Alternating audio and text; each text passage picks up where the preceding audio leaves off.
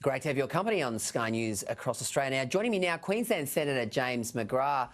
Senator McGrath, thank you for joining us. Of course, Senator McGrath was alongside myself and John McKell from the Courier Mail newsroom on Saturday night for Queensland state election coverage. Now, I know you were pretty disappointed, Senator McGrath. Have you guys come to terms with this result? And obviously there'll be a post-mortem. I'm hearing that you might even be doing the report, but where do you think it all went wrong? The short answer is no. Well, I certainly haven't come to terms with what happened on Saturday. I am deeply in a state of grief and shock. Grief because I think of what could have been. I genuinely do think Deb and the LNP had the right policies. There will be a review. I don't know if I'm going to be the one doing the review. I did the last review, so perhaps it's up to someone else to do the review this time. But what should happen is the parties shouldn't rush anything. We need to have a considered discussion behind closed doors about what worked and what clearly didn't work. Ronald Reagan, back in the 1960s, appropriated a very famous saying, and it's became known as the 11th commandment. And he said, "Thou shalt not speak ill of a fellow Republican." And my party at the moment, publicly, we need to take any ill thoughts and take them behind closed doors and have a really frank discussion about what happened. And what normally happens in my party is we have a series of regional meetings. We've got about 12 or 13 regions who make up the LNP, and that those regional meetings, members should come along and have their say as to what happened during the election campaign and what they think could have been done better. James, David Crisafulli, young fellow, incredibly capable, very likeable, knows his stuff. He's a familiar on Sky News, familiar face. He looks almost certain to take over the reins. You think he's the man for the job?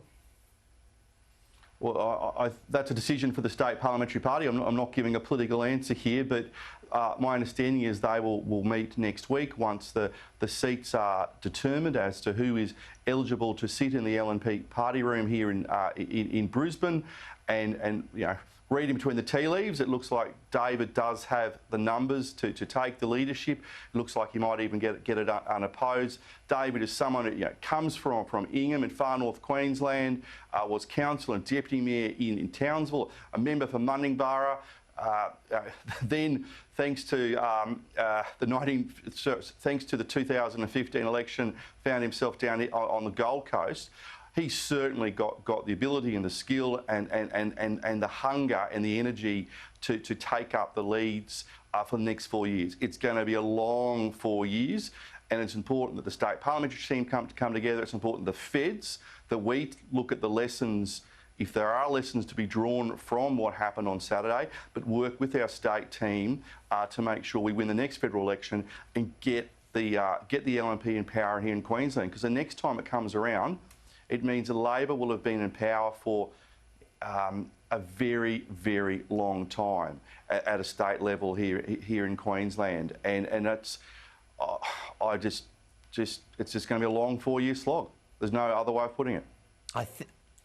I think it'll be 29 years out of the previous 34 years. I stand to be corrected, but I get a sense that you've got 3 years of Newman, maybe 2 years of Borbidge. Other than that, it's been Labor since Bjelke-Petersen, so pretty incredible. Let's talk US election, James. Now, look, extraordinary scenes in the United States. It seems to be that Biden's got the momentum, but of course no one's prepared to call some of those really, really key seats like Pennsylvania, and even Nevada's back in play, Georgia's in play.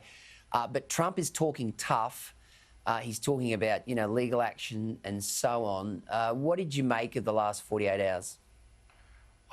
Just a blur of democracy that basically started yesterday our time and is still trying to work out what is going on.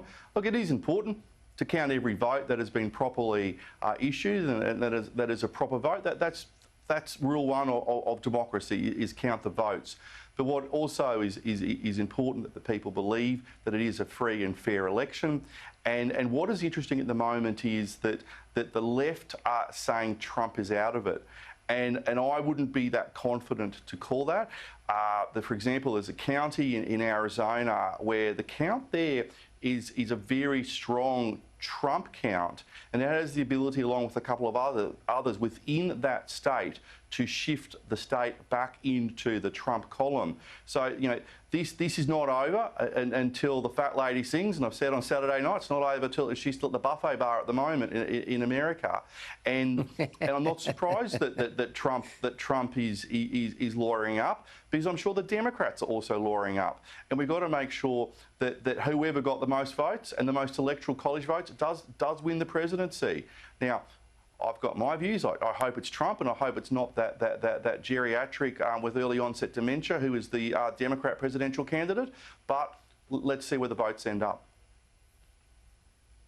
Speaking of buffet bars, we saw a report. Adam Creighton had a terrific exclusive in today's Australian about the corporate bonuses that are being handed out to some of the quongos like ASIC and APRA and some of those organisations. I think 1,700 executives were the recipient of about $13 million in bonuses, and yet Christine Holgate bought 4 watches and paid 20 grand for them, and she got the flick.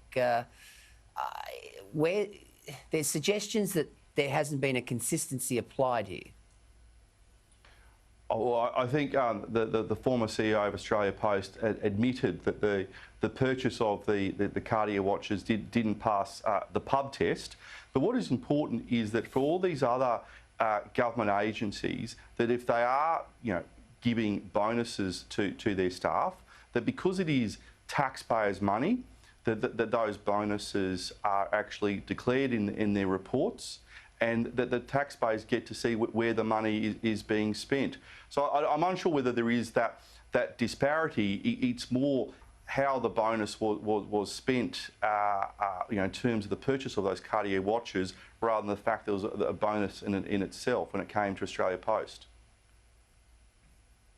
Let's just quickly talk China, James, because we keep seeing these sanctions, whether it's you know, beef or wine or even lobsters, and you know, it just keeps coming. And there's obviously a problem with China now. Matt Canavan said the other night that we need to diversify away from China, and I agree with him wholeheartedly. Although that's easier said than done.